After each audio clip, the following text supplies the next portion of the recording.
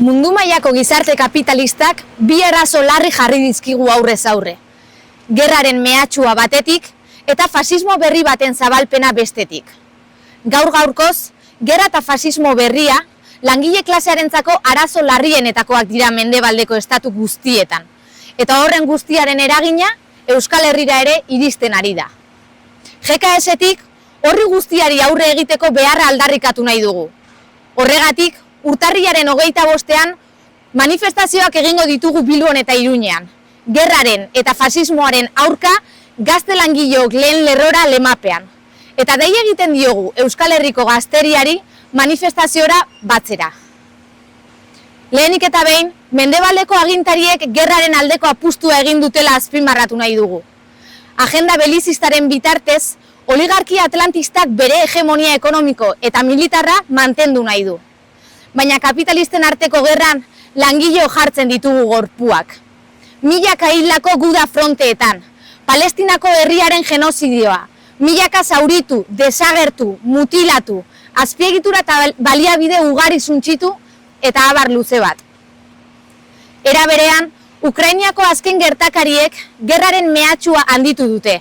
Europar Batasun barruko zein eskala handiko gerra baterako arriskua areagotuz. Gerrara garamatzan oligarkia atlantistaren agenda honakoa da.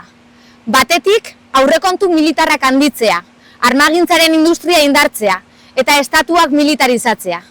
Bestetik, osasungintzaren, hezkuntzaren eta prestazio sozialen murrizketa, eskubide zibil eta politikoen urraketa eta langileon soldaten aurkako erasoak.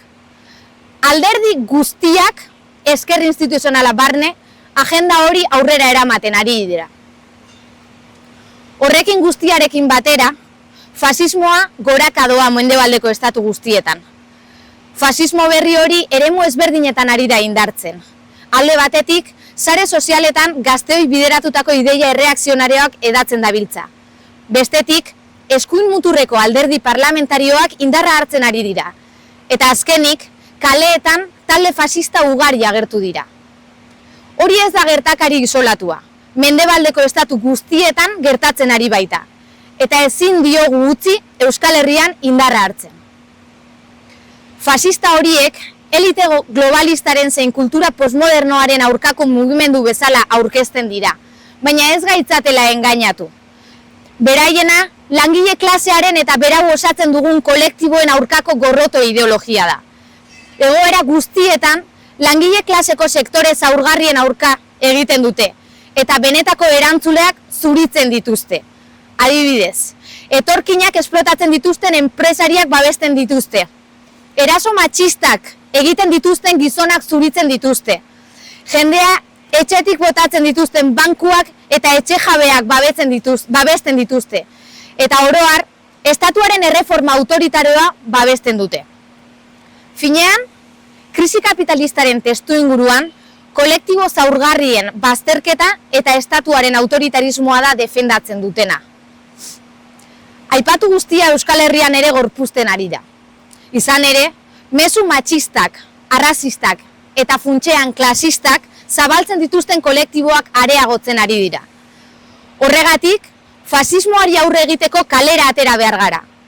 Euskal Herrian agenda belizista eta fasismoa normalizatu ez daitezen lortu behar dugu. Beraz, urtarrilaren 25ean manifestazioak egingo ditugu Bilbon eta Iruñean, eta dei egiten diogu Euskal Herriko jendarteari manifestaziora batzera.